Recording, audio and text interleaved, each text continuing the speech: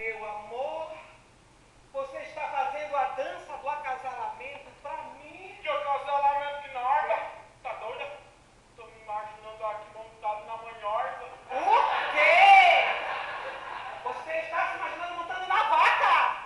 Sai daí, Satanás! Só pode ser hora do Satanás mesmo. Caimim! Que foi?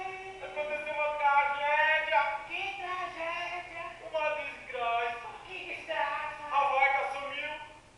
Roubaram a manhosa. Ai, é com isso? Ah, besteira. Que roubada foi nossa que nada.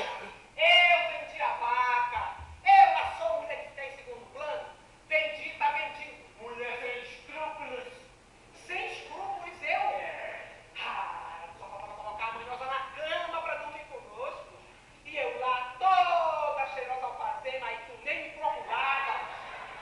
Por acaso, as tetas da manhosa eram maiores que as minhas? As delas davam leite e as tuas não dão. O quê? Por acaso, ela cozinhava pra ti? Ah, ela me dava lucro. E tu só me dá prejuízo. Por acaso, ela passava tua roupinha lá no pé? Eu vou passear a tua cara no ferro já já. Se você não me disser pra que me vai, Não digo nem morta. sou louco de bolada!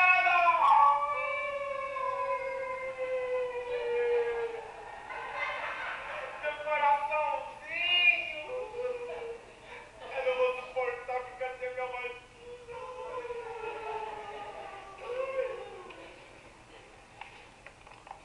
Ele dava mais atenção pra vaca do que pra mim.